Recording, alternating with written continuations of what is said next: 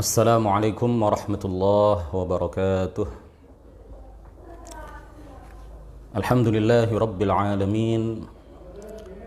Lahun ni'matu wa lahul fadlu wa lahul thana'ul hasan. Salawatullahil barrir rahim wal malaikatil muqarrabin ala sayyidina Muhammadin tahal amin wa ala alihi wa sahbihi at-tayyibin at-tahirin. Rabbi syrah li sadri wa yassir li amri wa thabbitni 'alal iman. Allahumma la sahla illa ma ja'altahu sahla wa anta ya hayyu ya qayyum taj'alul hazna idza syi'ta sahla. Amma ba'du. Para pemirsa, para peserta kajian online Yayasan Syahamah yang mudah-mudahan semuanya senantiasa mendapatkan limpahan taufik, rahmah serta hidayah dari Allah Subhanahu wa taala. Kembali pada pagi hari ini kita melaksanakan kajian tematik. Pada pagi hari yang penuh keberkahan ini kita akan menyampaikan kajian tematik ke-10 dengan tema aqidah, fiqih dan tasawuf dalam pandangan atau dalam perspektif Ahlus Sunnati wal Jamaah. Beberapa pertemuan yang lalu kita telah mengkaji tentang siapa itu Ahlus Sunnati wal Jamaah. Kemudian berikutnya kita juga telah mengkaji, menjelaskan dan membahas agak panjang lebar mengenai siapa itu Asy'ariyah dan Maturidiyah. Dalam dua sesi kajian tematik itu kita bisa mengambil sebuah kesimpulan yang pasti sesuai dengan apa yang disimpulkan oleh para ulama, bahwa Asy'ariyah dan Maturidiyah adalah Ahlus Sunnati wal Jamaah. Ahlus Sunnati wal Jamaah adalah Asy'ariyah dan Maturidiyah dalam bidang akidah. Pada kesempatan yang mulia ini insyaallah kita akan membahas tentang beberapa prinsip akidah, fiqih dan tasawuf dalam pandangan Ahlus Sunnati wal Jamaah. Insyaallah akan kita jadikan beberapa sesi karena pembahasannya lumayan panjang. Insyaallah dalam pagi ini kita akan membahas tentang beberapa prinsip akidah Ahlus Sunnati wal Jamaah. Kemudian pada sesi berikutnya pada hari Kamis depan, karena memang sebenarnya kajian tematik ini jadwalnya adalah setiap hari Kamis jam 9 pagi. Tetapi hari Kamis kemarin khusus untuk pekan ini kami berhalangan, oleh karena itu kita ubah waktu tayangnya menjadi hari Sabtu. Hari ini jam 9 pagi. Hari Kamis depan insya Allah kita sambung dengan kajian tematik bagian kedua dengan tema yang sama, yaitu beberapa prinsip fikih dalam pandangan Ahlus Sunnati wal Jamaah. Dan kemudian pada sesi berikutnya, pada pertemuan berikutnya insya Allah akan kita kaji bagian ketiga dengan tema yang sama dalam kajian tematik ke-10 ini, yaitu tasawuf dalam pandangan atau prinsip-prinsip tasawuf dalam pandangan atau dalam perspektif Ahlus Sunnati. Para pemirsa yang mudah-mudahan dimuliakan oleh Allah Subhanahu wa taala, ada beberapa prinsip akidah Ahlus Sunnati wal Jamaah. Yang pertama adalah ma'rifatullah dan ma'rifatur Rasul. Mengenal Allah dan mengenal Rasulullah sallallahu alaihi wasallam. Sebagaimana kita tahu bahwa kewajiban pertama atas setiap mukallaf, atas setiap orang yang sudah balik dan berakal adalah mengenal Allah dan mengenal Rasulullah sallallahu alaihi wasallam. Sebagaimana hal itu ditegaskan oleh Imam Abul Hasan al-Asy'ari radhiyallahu anhu. Beliau mengatakan, awwalu ma yajibu 'alal 'abdi al-'ilmu billahi wa rasulihi wa dinihi. Kewajiban pertama atas seorang hamba adalah mengetahui Allah, mengetahui Rasulullah dan mengetahui agamanya. Mengenal Allah atau mengetahui Allah adalah dengan mengetahui dan meyakini bahwa Allah Subhanahu wa taala ada tanpa ada keraguan sedikit pun akan adanya.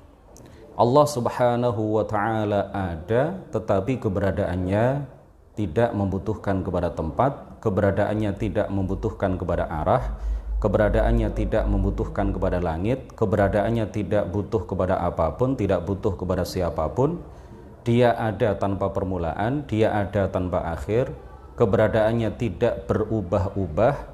Allah Subhanahu wa taala kita yakini sebagai pencipta segala sesuatu dan keberadaannya tidak bisa dibayangkan.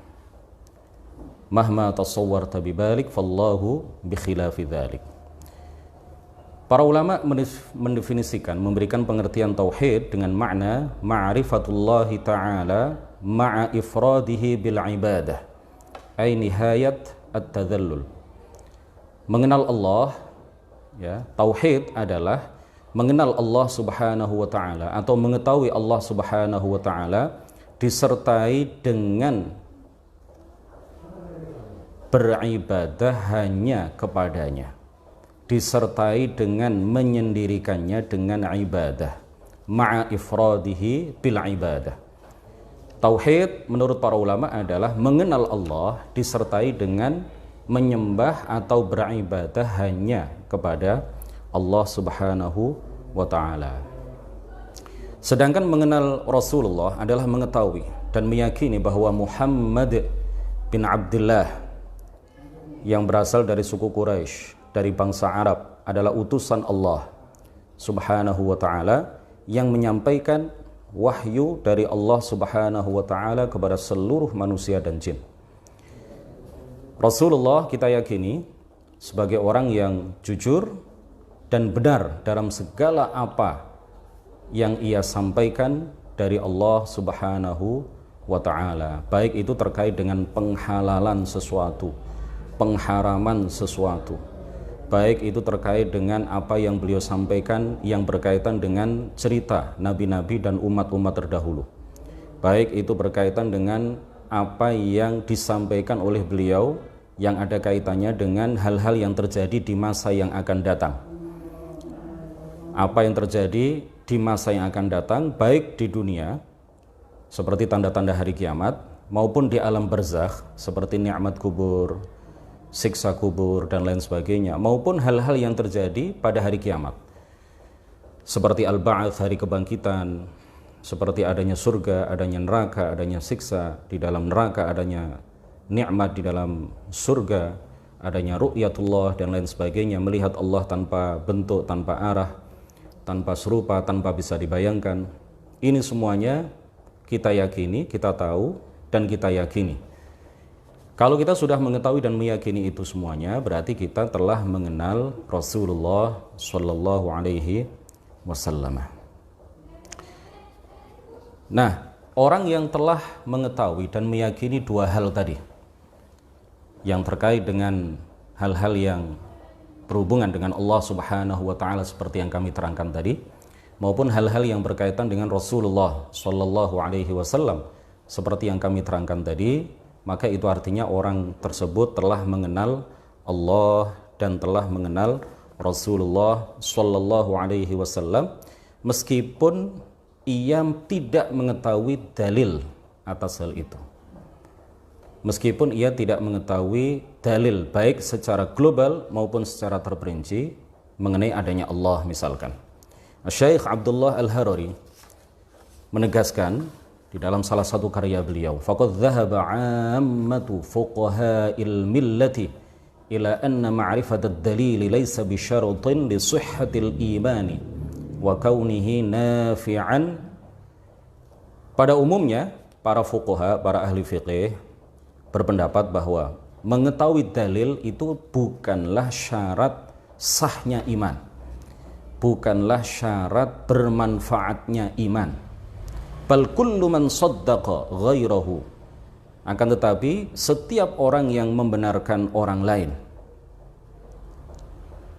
membenarkan dan mempercayai orang lain, fi jami'i ma yuftaradu i'tiqaduhu, di dalam segala hal yang wajib diyakini, wa qabila dzalika biqalbihi, dan dia menerima hal itu dengan hatinya, fahuwa mu'minun, maka dia adalah seorang mukmin haqqan, dia adalah seorang mukmin yang sejati, wa illam ya'rif dalilahu, meskipun dia tidak mengetahui dalilnya. Wa huwa qaulu Abi Hanifah, ini adalah pendapat Imam Abu Hanifah.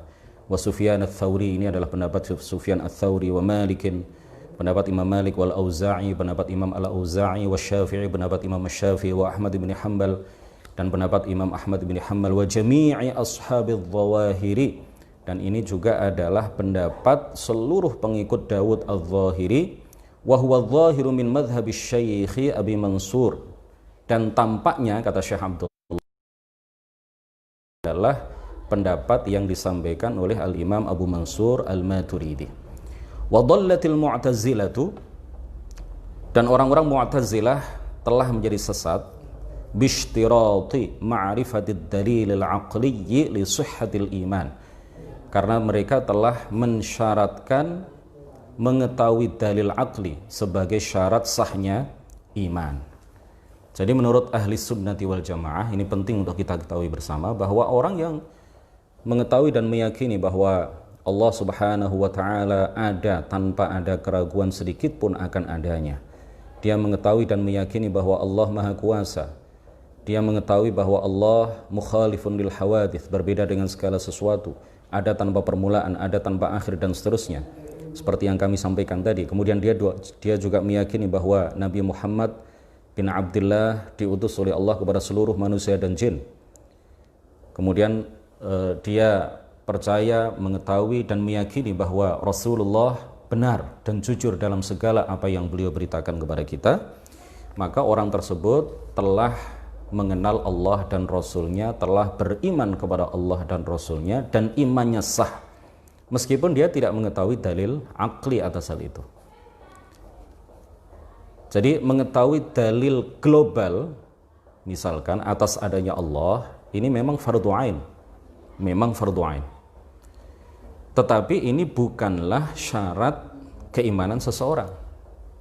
Seseorang yang telah mengetahui dan meyakini hal-hal yang tadi sudah kami sebutkan, meskipun dia tidak mengetahui dalil ijmali, dalil secara global akan adanya Allah, maka imannya telah dikatakan oleh para ulama ahli sunnati wal jamaah sebagai iman yang sah. Keimanannya sah. Jadi tidak perlu diragukan bahwa orang yang seperti ini adalah seorang yang mukminun haqqan, mukmin yang sejati, meskipun dia tidak mengetahui dalil secara global. Tetapi dia berdosa kalau tidak mengetahui dalil secara global. Dalil secara global itu seperti apa? Dalil secara ijmali, secara dasar, secara umum, atas adanya Allah. Misalkan ya, kalau kita mengatakan, kita tahu bahwa diri kita ini sebelumnya tidak ada, kemudian menjadi ada. Sesuatu yang awalnya tidak ada, kemudian menjadi ada, pasti membutuhkan kepada mujidin, aujadahu minal adami ilal wujud. Pasti dia membutuhkan sesuatu yang mengadakannya dari tidak ada menjadi ada. Nah, ini namanya dalil global. Dan sesuatu yang mengadakannya dari tidak ada menjadi ada, dia adalah Allah subhanahu wa ta'ala. Atau dalil global itu misalkan, dalil ijmali itu misalkan, ini fardhu ain untuk kita ketahui. Ya, meskipun ini bukan syarat keimanan, sekali lagi, ini perlu kami tegaskan kembali. Dalil global itu misalkan, dalil ijmali itu misalkan, alam beserta segenap isinya ini berubah-ubah dari satu keadaan ke keadaan yang lain. Kita bisa mengetahui bahwa angin kadang-kadang berhembus, kadang-kadang tidak. Berarti kan berubah-ubah. Matahari kadang terbit, kemudian pada siang hari warnanya putih, kemudian pada sore hari warnanya kekuning-kuningan. Matahari yang merupakan bagian dari alam, dia mengalami perubahan dari satu keadaan ke keadaan yang lain. Bulan, di awal bulan berupa hilal, ya, seperti bulan sabit kecil. Kemudian setelah itu semakin hari semakin kelihatan besar, semakin hari semakin kelihatan besar, sampai pada puncaknya malam purnama dia kelihatan bulat, ya. Siapa yang mengubah matahari, bulan dari satu keadaan ke keadaan yang lain? Siapa yang mengubah alam ini dari satu perkembangan ke perkembangan berikutnya? Ya, pasti dia membutuhkan kepada sesuatu yang mengubah hal-hal tersebut dari satu keadaan ke keadaan yang lain, dari tiada menjadi ada. Nah, siapa yang merubah itu? Kita tahu bahwa Rasulullah memberitakan kepada kita bahwa yang mengubah yang menciptakan alam dari tiada menjadi ada, kemudian mengubahnya dari satu keadaan ke keadaan yang lain, tiada lain adalah Allah Subhanahu wa ta'ala. Jadi ini adalah dalil ijmali yang fardhu ain untuk kita ketahui.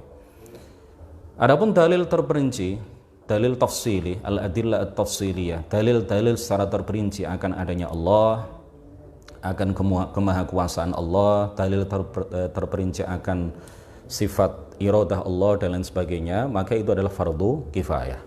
Kalau sudah dilakukan oleh sebagian umat Islam, maka sebagian umat Islam yang lain gugur kewajiban mereka mempelajari dalil-dalil tersebut.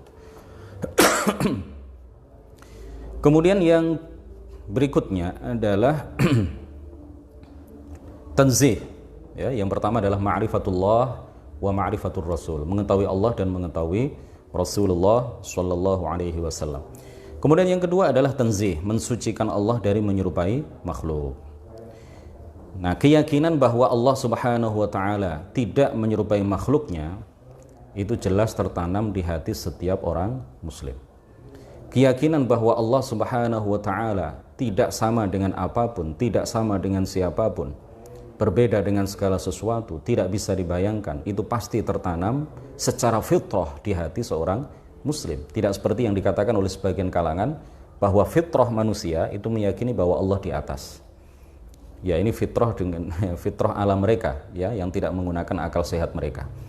Tetapi pada dasarnya, ya, setiap orang yang kita jumpai, baik dia di desa maupun di kota, kemudian kita jelaskan kepadanya bahwa Allah ada tanpa tempat, Allah ada tanpa arah, Allah tidak seperti sebuah benda yang memiliki bentuk, dia tidak memiliki permulaan, dia ada tanpa permulaan, dia ada tanpa akhir, tidak bisa dibayangkan, tidak menyerupai segala sesuatu, pasti orang yang kita ajak berbicara, ya, walaupun orang yang tidak pernah mondok, tidak pernah sekolah, pasti dia akan membenarkan apa yang kita sampaikan.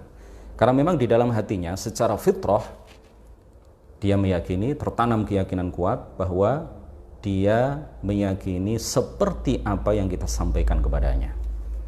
Ini adalah fitrah dasar seorang manusia. Nah, tanzih ini artinya adalah meyakini bahwa Allah tidak menyerupai segala sesuatu pada zat, sifat, dan perbuatannya. Artinya zat Allah tidak sama dengan zat makhluk. Kalau kita mengatakan zat Allah, maka itu artinya adalah haqiqatuhu, hakikat Allah Subhanahu wa ta'ala. La ya'rifullaha 'alal haqiqati illallah. Tidak ada yang mengetahui hakikat Allah kecuali hanya Allah Subhanahu wa ta'ala. Zat Allah tidak sama dengan zat makhluk. Kalau kita mengatakan zat makhluk, zat fulan, itu artinya adalah jismuhu. Zat fulan adalah jismuhu. Zatul makhluk ay jismuhu, badannya. Tetapi kalau kita mengatakan zatullah, itu artinya adalah apa? Haqiqatuhu, hakikat Allah Subhanahu wa ta'ala. Nah, dalam prinsip tanzih ini, begitu juga dalam prinsip tauhid, kita meyakini bahwa Allah berbeda dengan segala sesuatu pada zatnya, sifatnya, perbuatannya. Artinya zat Allah tidak menyerupai zat-zat selainnya, sifat-sifat Allah juga tidak menyerupai sifat-sifat selainnya, dan perbuatan Allah juga tidak menyerupai perbuatan selainnya. Perbuatan Allah, sebagaimana kita tahu bahwa tidak ada yang berbuat terhadap alam ini dalam arti menciptakan. Ya, kalau kita mengatakan Allah berbuat terhadap alam ini, itu artinya adalah menciptakan. Tidak ada yang berbuat terhadap alam ini dalam arti menciptakan alam ini kecuali hanya Allah Subhanahu wa ta'ala. Kemudian di dalam menciptakan alam semesta, karena perbuatan Allah tidak sama dengan perbuatan makhluk, maka perbuatan Allah bukanlah seperti perbuatan makhluk. Perbuatan Allah Subhanahu wa ta'ala tidaklah berupa membutuhkan kepada alat misalkan, ya, atau memegang, menyentuh sesuatu, menggerakkan tangan dan lain sebagainya seperti perbuatan-perbuatan kita. Allah Subhanahu wa ta'ala menegaskan di dalam ayat Al-Qur'an, laisa kamitslihi syai'. Ini adalah ayat yang paling jelas di dalam Al-Qur'an yang menjelaskan kepada kita bahwa Allah Subhanahu wa ta'ala tidak sama dengan apapun, tidak sama dengan siapapun. Laisa kamitslihi syai'. Di dalam ayat ini ada beberapa penegasan, ada beberapa takkidul makna, ada beberapa penguatan makna. Salah satunya adalah syai'. Lafadz syai' ini adalah nakirah. Ta'ti fi ma'ridin nafi. Nakirah yang berupa syai' ini, syai'un sesuatu, ini di dalam bahasa Arab namanya adalah nakirah. Nah, kata yang nakirah ini kemudian berada pada siyaq an-nafi, berada fi ma'ridin nafi, berada pada kalimat nafi, berada pada kalimat negatif. Ya, laisa berarti kan kalimat negatif, tidak ada. Nah, para ulama bahasa mengatakan bahwa jika ada kata yang nakirah berada pada kalimat yang nafi, kalimat yang negatif, maka kata nakirah itu tufid asyumul wal umum, memiliki makna apapun, memiliki makna umum dan menyeluruh. Jadi kalau kita mengartikan ayat ini, laisa kamitslihi syai', maknanya adalah tidak ada apapun yang serupa dengan Allah Subhanahu wa ta'ala, dan Allah tidak menyerupai apapun.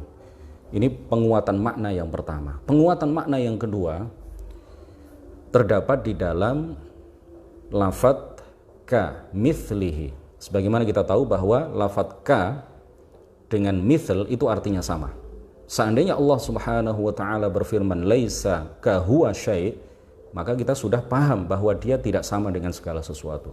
Atau seandainya Allah berfirman laisa mithlahu syai', maka kita sudah mafhum bahwa Allah berbeda dengan apapun dan berbeda dengan siapapun.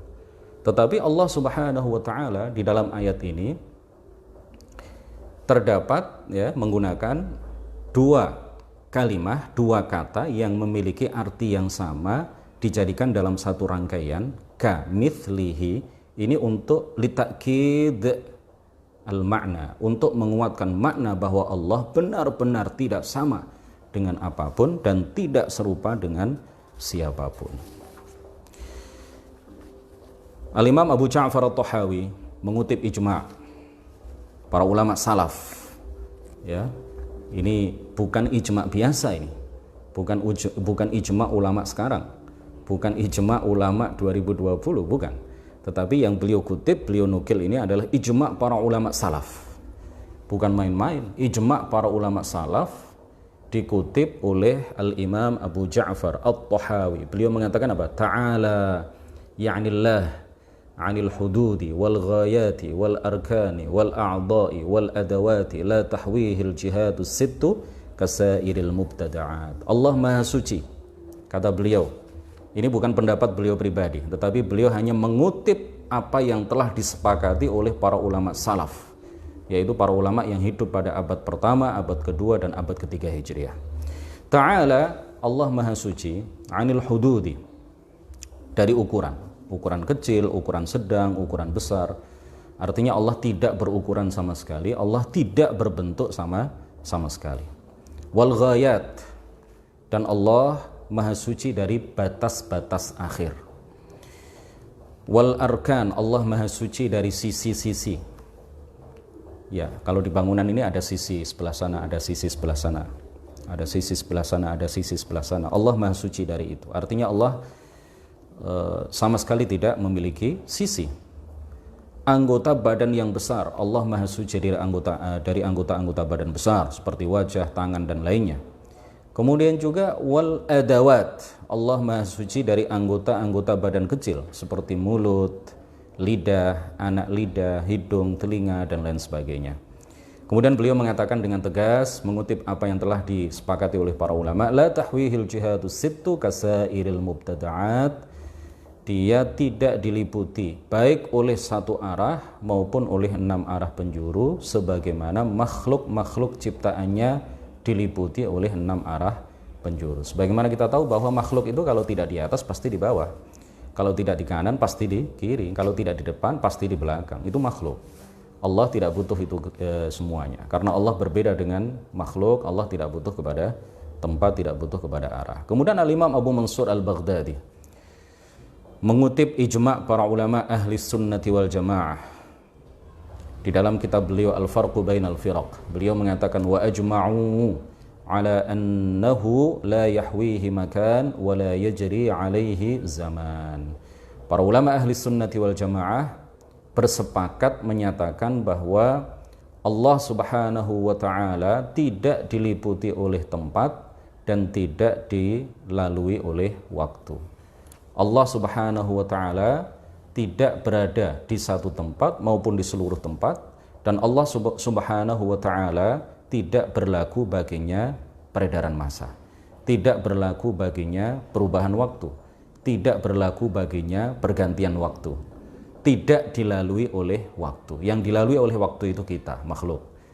Ya, sekarang di 2020, sekarang di 1442, baru saja kita meninggalkan 1441, atau baru saja kita ditinggalkan oleh tahun 1441, kita sekarang berada di tahun 1442 Hijriah, dan nanti pada akhirnya mudah-mudahan kita panjang umur sehingga kita bisa hidup pada tahun-tahun setelahnya 1443 dan seterusnya dalam berbagai ketaatan kepada Allah Subhanahu wa taala.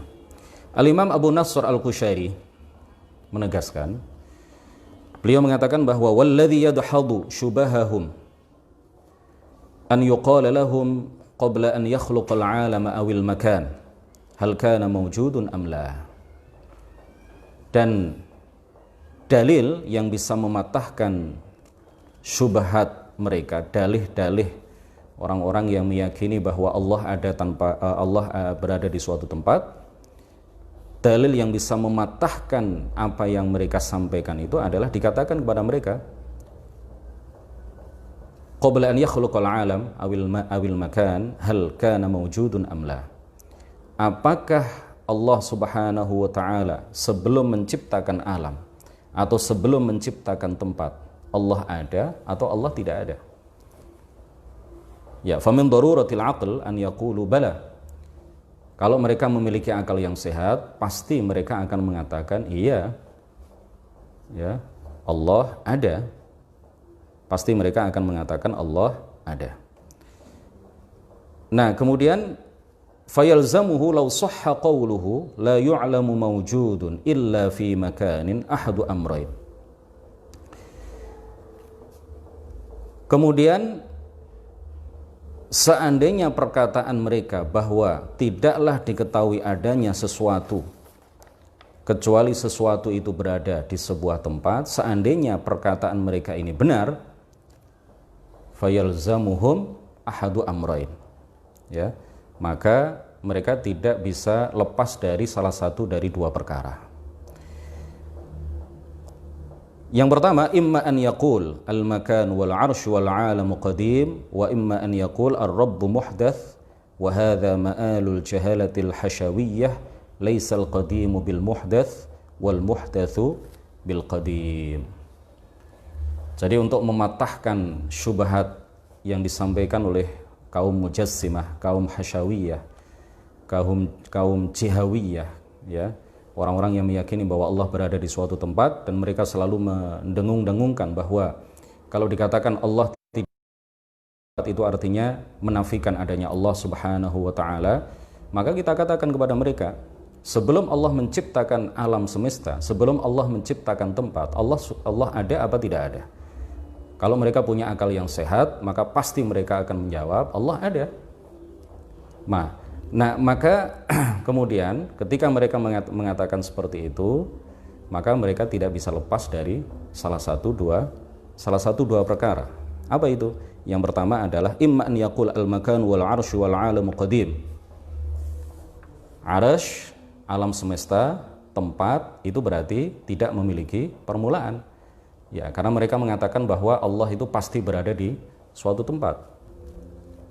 Kalau mereka mengatakan bahwa tidak mungkin Allah itu ada tanpa tempat, ya, sementara mereka mengatakan bahwa Allah ada sebelum menciptakan alam semesta, sebelum menciptakan tempat, itu artinya mereka menyatakan bahwa alam semesta ini tidak memiliki permulaan, sebagaimana Allah juga tidak memiliki permulaan, dan ini mustahil. Atau mereka mengatakan, ya, atau mereka menyatakan pilihan yang kedua, bahwa Allah memiliki permulaan. Allah itu muhdats, Allah itu memiliki permulaan, sebagaimana tempat alam arasy itu juga memiliki permulaan, ya, karena diciptakan oleh Allah Subhanahu wa taala. Dan dua hal ini adalah kebodohan, kepicikan berpikir yang dilakukan oleh orang-orang yang meyakini bahwa Allah Subhanahu wa taala berada di suatu tempat. Kemudian Imam Al-Haramain Abdul Malik Al-Juwaini mengatakan, wa madhhabu ahli al-haqqi qatibatan anna Allah Subhanahu wa taala yata'ala 'anit tahayyuzi wat takhassusi bil jihad. Madhab ahlul haq, orang-orang yang berada di jalur kebenaran, seluruhnya, kata beliau, meyakini bahwa Allah Subhanahu wa taala Maha suci dari mengisi ruang kosong dan menempati satu atau semua arah. Al-Imam Abu Ja'far At-Tahawi, salah seorang ulama salaf, beliau mengatakan, wa man wasafallaha bima'nan min ma'anil bashari faqad kafarah. Barang siapa menyifati Allah dengan salah satu sifat dari sifat-sifat manusia, maka dia telah kafir.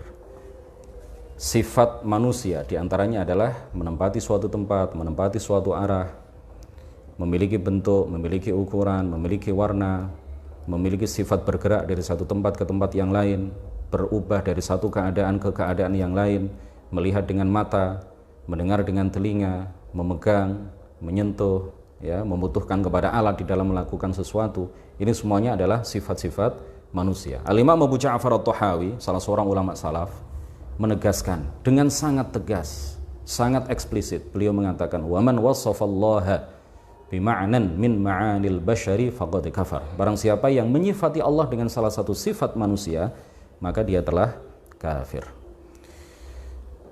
Al-Hafidh Ibnu Hajar Al-Asqalani, salah seorang pakar hadis, Amirul Mukminin fil hadis, beliau mengatakan yang tidak hanya diakui kepakaran beliau oleh kita, ulama ahli sunnah wal jamaah, tetapi juga diakui kepakaran beliau di dalam bidang hadis oleh orang-orang mujassimah, oleh orang-orang musyabbihah, oleh orang-orang yang meyakini keyakinan-keyakinan yang sejatinya berbeda dengan apa yang diyakini oleh Al-Hafidh Ibnu Hajar Al-Asqalani. Beliau mengatakan, famu'taqadu salafil a'immati wa ulama'is sunnati minal khalafi anna Allah munazzahun 'anil harakati wat tahawuli wal hululi laisa kamitslihi syai'. Keyakinan para ulama salaf dan ulama ahlus sunnah dari kalangan khalaf bahwa Allah maha suci dari bergerak, maha suci dari berpindah, maha suci dari menempati makhluk. Allah tidak menyerupai makhluk. Jadi ini bukan akidah yang dikarang-karang oleh Asy'ariyah, ya, tetapi ini adalah akidah yang diterima, diwariskan dari satu ke generasi berikutnya oleh para anbiya, oleh Rasulullah Shallallahu Alaihi Wasallam, diwariskan kepada para sahabat, diwariskan kepada ulama-ulama dari masa ke masa, hingga kemudian sampailah akidah yang benar ini kepada kita sekalian. Ini bukanlah akidah baru, inilah akidah yang diajarkan oleh Rasulullah Shallallahu Alaihi Wasallam. Tidak mungkin kemudian umat Islam yang berjumlah ratusan juta ini dari masa ke masa, kalau dihitung kalau misalkan dihitung kesemuanya, tidak hanya di masa kini tetapi di masa-masa sebelumnya, sudah miliaran umat Islam yang meyakini keyakinan yang diajarkan oleh para ulama ini. Allah ada tanpa tempat, Allah ada tanpa arah, Allah ada tanpa menyerupai sifat-sifat makhluk, sifat-sifatnya tidak menyerupai sifat makhluk, perbuatannya tidak seperti perbuatan makhluk, tidak butuh kepada alat apapun, ya. Allah Subhanahu wa taala ada tanpa permulaan, ada tanpa akhir, tidak berubah-ubah dari satu keadaan ke keadaan yang lain, dan seterusnya. Ini adalah akidah yang memang diajarkan oleh baginda Rasulullah Shallallahu Alaihi Wasallam dan diajarkan kepada para sahabatnya. Para sahabat mengajarkan akidah itu kepada generasi-generasi setelahnya. Tidak mungkin kemudian mayoritas umat yang meyakini seperti itu kemudian mereka salah semuanya dan kafir semuanya seperti yang diklaim oleh sebagian kalangan. Kemudian yang benar itu hanya segelintir orang yang mengklaim akidah bahwa Allah ada di atas, bahwa Allah berada di langit, bahwa Allah berada di atas arsy, sedangkan mereka jumlahnya hanya segelintir. Tidak mungkin hanya mereka yang kemudian masuk surga, sementara mayoritas umat Islam Asy'ariyah, Maturidiyah semuanya masuk neraka karena mereka kafir, akidah mereka tidak sesuai dengan akidah yang diyakini oleh Rasulullah Shallallahu Alaihi Wasallam. Sementara surga itu, penduduk surga mayoritas umat Nabi Muhammad Shallallahu Alaihi Wasallam. Sebagaimana dalam kajian keberapa dulu pernah saya sampaikan bahwa penduduk surga itu ada 120 baris, 80 baris diantaranya adalah umat Nabi Muhammad Sallallahu Alaihi Wasallam, dan sepertiga yang terakhir 40 baris berikutnya adalah umat nabi-nabi yang lain. Nah, ini kalau dikatakan bahwa hanya segelintir orang yang masuk surga, sementara mayoritas umat, miliaran umat Nabi Muhammad Sallallahu Alaihi Wasallam yang meyakini bahwa Allah ada tanpa tempat, ini kemudian masuk neraka semuanya, berarti batal lah, berarti kan salah itu apa yang disabdakan oleh baginda Rasul, bahwa penduduk surga itu 120 baris, yang 80 baris 2/3 diantaranya adalah umat baginda Nabi besar Muhammad Sallallahu Alaihi Wasallam. Kemudian yang ketiga, di antara prinsip dasar aqidah ahli sunnati wal jamaah adalah itsbatus sifat lillah, menetapkan sifat-sifat bagi Allah Subhanahu wa ta'ala. Kita tidak seperti Mu'tazilah yang menafikan sifat dari Allah Subhanahu wa ta'ala.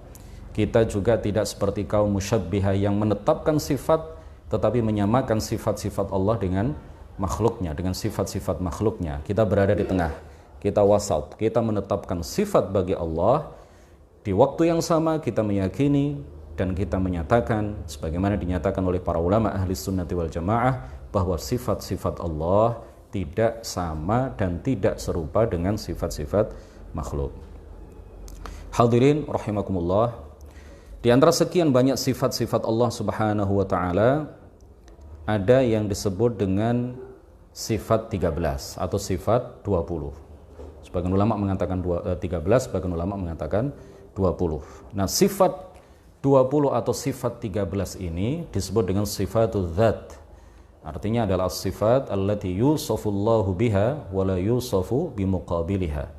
Allah disifati dengan sifat-sifat itu, tetapi Allah tidak disifati dengan kebalikan dari sifat-sifat itu.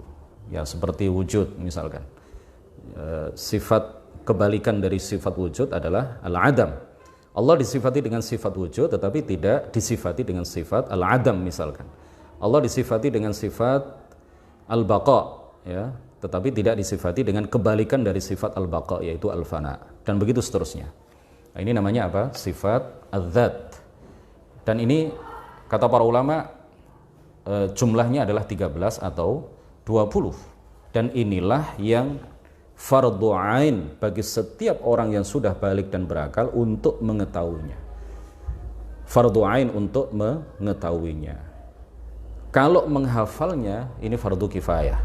Kalau sudah dihafal sebagian orang, sebagian umat Islam, maka sebagian yang lain, sebagian umat Islam yang lain gugur kewajiban mereka untuk menghafal nama-nama dari sifat-sifat 20 atau sifat-sifat 13 ini.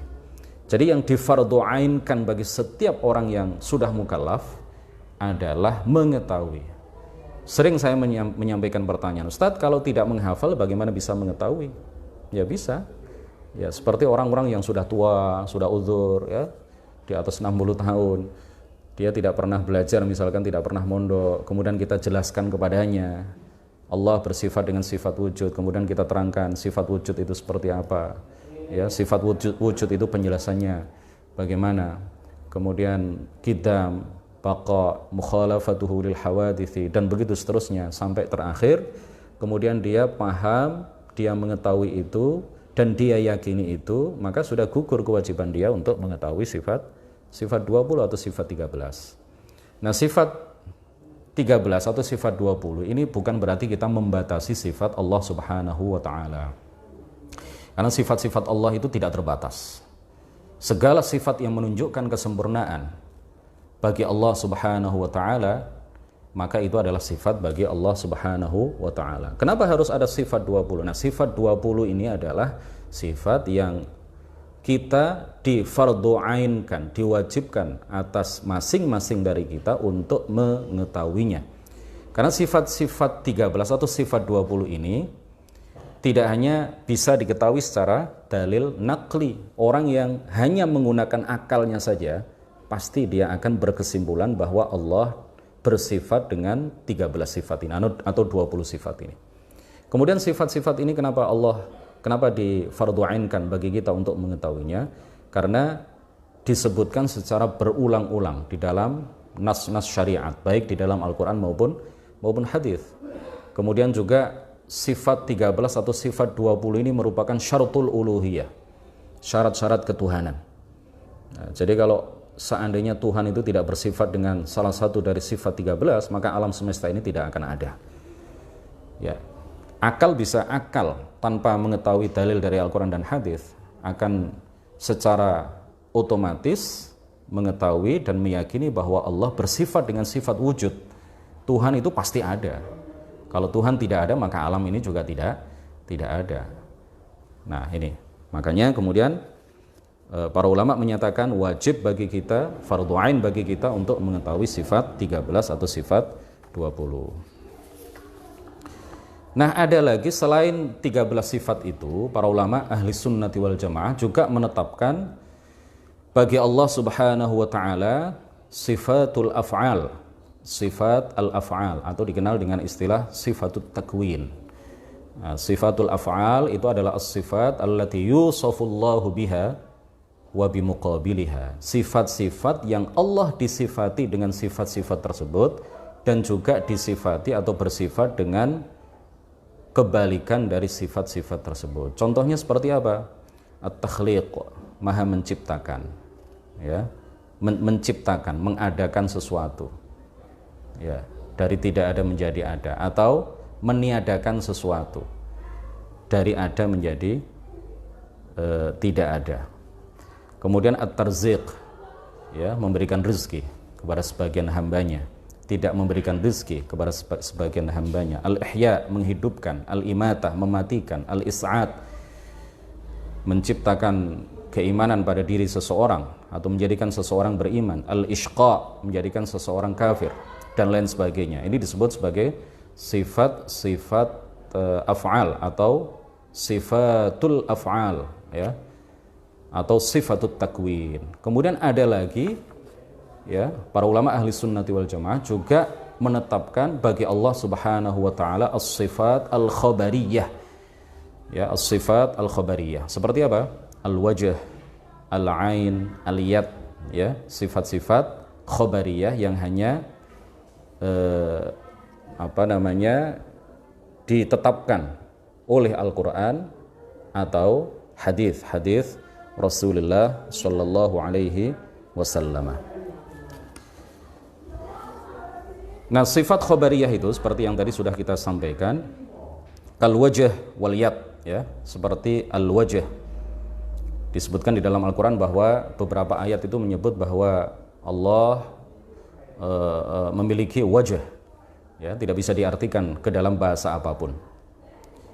Nah, kemarin ada beberapa orang pakar mengkritik terjemahan Quran Kemenak, Quran yang diterbitkan oleh Kementerian Agama, yang mengartikan sifat-sifat khobariyah ini dengan letterlek, ya, dengan secara tekstual. Nah, ini kemudian dikritik oleh banyak pihak, ya.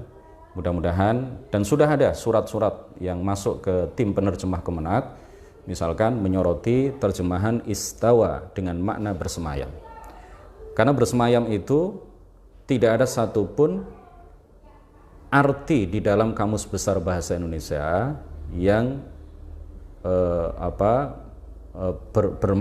bermakna misalkan menguasai, seperti pendapat para ulama yang mengartikan kata istawa di dalam ayat itu dengan makna al-istila atau al-qahr. Padahal pemaknaan kata istawa dengan makna menguasai atau menundukkan ini adalah takwil yang dilakukan oleh banyak sekali para ulama. Tetapi kenapa ini tidak diakomodir oleh tim penerjemah, ya? Makanya kemudian beberapa orang teman itu mengusulkan sifat-sifat Allah Subhanahu wa taala yang disebutkan di dalam Al-Qur'an, ya, seperti sifat istawa, kemudian kata al-yad, kemudian sifat al-wajh, sifat al-ain, itu tidak perlu diterjemahkan, tidak usah diterjemahkan, tetapi kemudian tetap dikatakan Allah istiwa atau Allah istawa atas arsy. Kemudian diberi catatan kaki di bawah. Nah, catatan kaki di bawah itulah yang diharapkan bisa mengakomodir, ya, bisa memuat dua metode yang digunakan oleh para ulama dan dua-duanya valid di dalam menyikapi ayat-ayat mutasyabihat, yaitu metode tafwid atau metode takwil ijmali dan metode takwili yang dilakukan oleh para ulama, oleh sebagian besar ulama khalaf. Nah, ini mudah-mudahan goal, ya, teman-teman di Jawa Timur sudah ada beberapa orang yang berkirim surat ke tim penerjemah Kementerian Agama. Mudah-mudahan di 2021 nanti kita bisa membaca terjemahan makna Al-Quran sesuai dengan apa yang diajarkan dan diyakini oleh para ulama ahli sunnati wal jamaah. Kemudian secara singkat, ya, semua sifat khobariyah yang terdapat di dalam Al-Quran dan hadis yang zahirnya secara letterlek memberikan persangkaan bahwa Allah disifati dengan sifat-sifat benda seperti al-wajh, ya, yang secara tekstual maknanya adalah wajah ini, kemudian al-yad yang makna tekstualnya adalah tangan, al-ain yang makna tekstualnya, makna letterleknya, makna zahirnya adalah mata, dan semacamnya, maka wajib diimani dengan disertai tanzih. Wajib diimani dengan disertai tanzih. Kita wajib meyakini bahwa Allah bersifat dengan wajah, tetapi wajah Allah yang merupakan sifat khobariyah bagi zatnya ini kita yakini tidak sama dengan al-jarih, tidak sama dengan muka ini, tidak sama dengan wajah manusia, dan begitu seterusnya, ya. Kita yakini bahwa Allah memiliki sifat-sifat khobariyah tersebut disertai dengan tanzih, disertai dengan meyakini bahwa Allah tidak sama dengan segala sesuatu. Atau boleh juga kita mengikuti pendapat para ulama yang mengatakan bahwa sifat al-wajah itu kemudian ditakwil dengan makna tertentu yang sesuai dengan kaidah-kaidah bahasa Arab, ya, yang sesuai dengan kaidah-kaidah bahasa Arab. Makanya kemudian Al-Baihaqi di dalam kitab Al-Asma' was Sifat itu menyebutkan beberapa bab.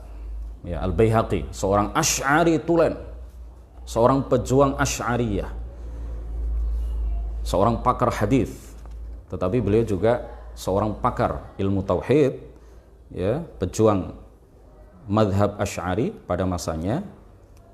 Beliau di dalam kitab Al-Asma' was Sifat itu menyebutkan beberapa bab. Di antaranya begini, beliau dalam satu bagian dari kitab beliau itu mengatakan babu ma jaa fi itsbatil wajhi sifatan la min haitsus surah. Bab tentang penetapan wajah bagi Allah sebagai sifat, bukan sebagai bentuk dan gambar. Nah, kemudian ada bab lain misalkan di dalam kitab beliau babu ma jaa fi itsbatil aini sifatan la min haitsul hadaqah. Bab tentang penetapan ain, al-ain bagi Allah sebagai sifat, bukan dari sisi sebagai hadaqah itu bagian hitam dari biji mata. Kemudian ada lagi bab misalkan babu ma jaa fi itsbatil yadaini sifataini la min haitsul jarihah. Bab tentang penetapan yadain, ya, bagi Allah sebagai sifat, bukan sebagai anggota badan. Nah, ini jelas, ya.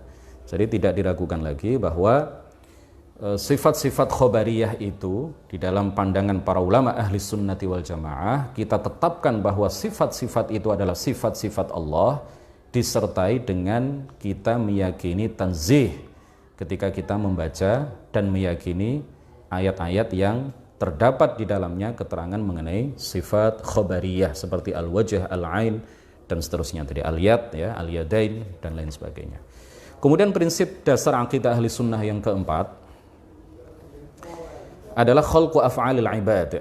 Ya, perbuatan hamba itu adalah ciptaan Allah Subhanahu wa taala. Kita wajib meyakini bahwa hamba itu hanya melakukan kasab, ya, tidak bisa menciptakan apapun. Seandainya seorang hamba itu mampu menciptakan sesuatu, pasti dia maha mengetahui mengenai seluruh apa yang ia ciptakan.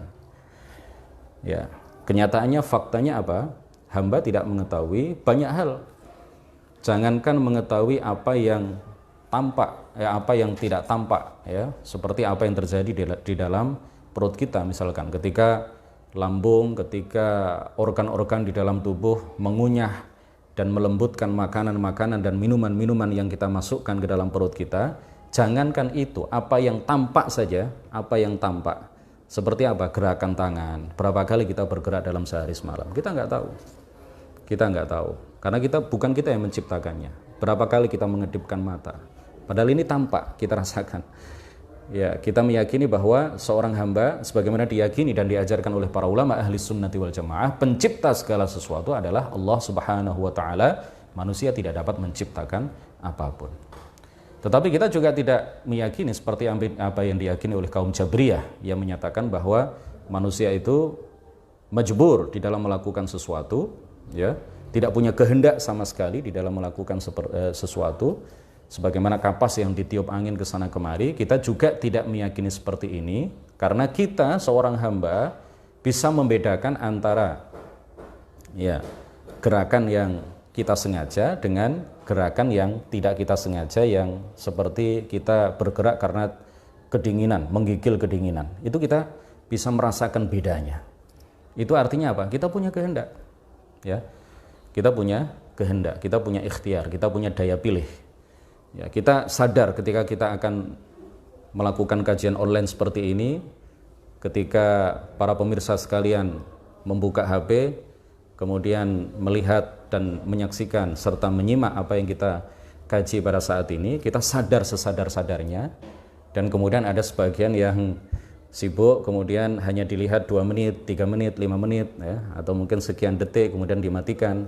Nanti aja lah, kan toh tersimpan di Facebook, nanti juga diupload di YouTube. Nah, kita punya daya pilih, kita punya ikhtiar, kita punya keinginan, kita sadar mengenai apa yang kita lakukan. Jadi kita ini tidak seperti kapas yang ditiup angin ke sana kemari. Kalau seandainya kita tidak punya daya pilih sama sekali, maka taklif itu akan tidak ada, ya.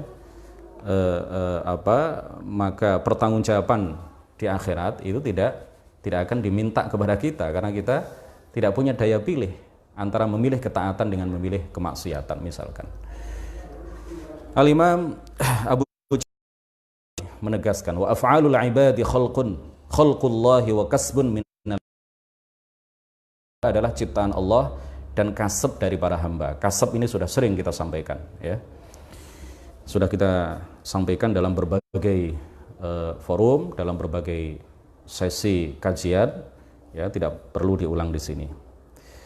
Kemudian yang terakhir, yang kelima adalah adam at-takfir bidzunub, tidak mengkafirkan seorang muslim karena berbuat dosa. Secara singkat, Al-Imam Abu Ja'far At-Tahawi mengatakan, wala nukaffiru ahadan min ahli al-qiblati bidzanbin ma lam yastahillahu wala naqul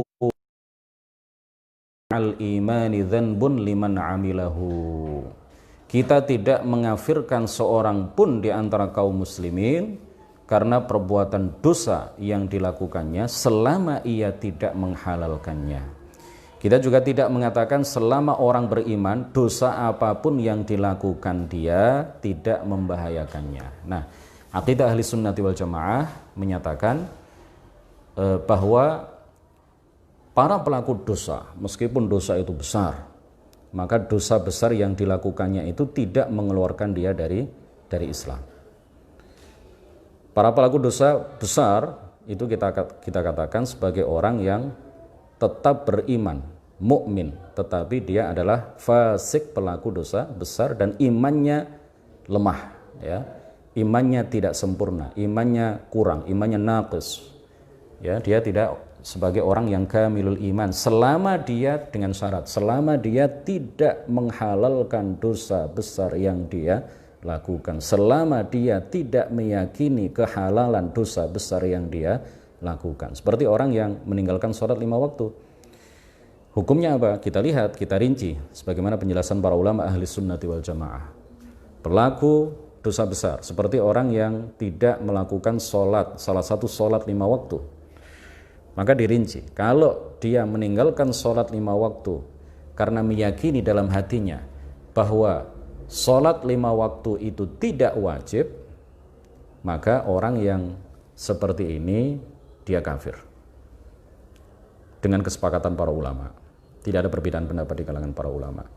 Tetapi kalau dia meninggalkan dosa, meninggalkan kewajiban sholat 5 waktu itu karena malas, bukan karena meyakini bahwa sholat 5 waktu tidak wajib, maka orang yang seperti ini hukumnya adalah mukmin yang fasik. Di akhirat, kalau dosa-dosanya yang dosa-dosa besar yang pernah dia lakukan sewaktu hidup di dunia tidak diampuni oleh Allah Subhanahu wa taala, maka dia akan dimasukkan terlebih dahulu ke neraka, tetapi pada akhirnya dia akan dimasukkan ke dalam surga.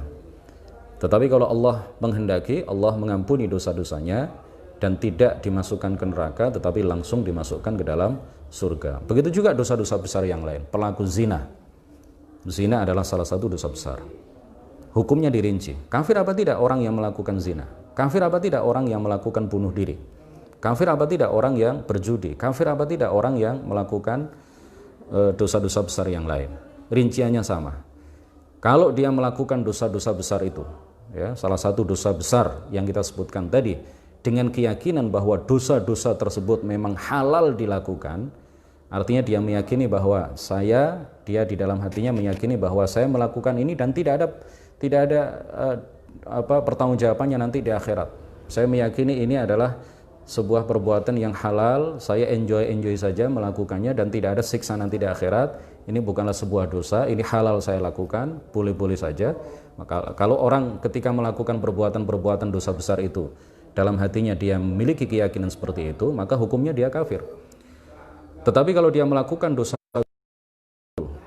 dengan keyakinan bahwa apa yang dia lakukan itu adalah dosa besar, tetapi karena dia tidak mampu untuk menahan godaan hawa nafsunya, dia tidak mampu untuk menahan godaan syaitan, kemudian pada akhirnya terjerumus melakukan dosa itu, tetapi dia meyakini bahwa apa yang saya lakukan ini nanti ada pertanggungjawabannya di akhirat, ada siksanya di akhirat, ini adalah dosa, tetapi saya tidak bisa menghentikan hawa nafsu saya untuk tidak melakukan itu, maka orang yang seperti ini tetap mukmin, tidak dikeluarkan dari keimanannya, tidak dikafirkan, tidak boleh dikafirkan, tetapi dia adalah mukmin yang tidak sempurna imannya.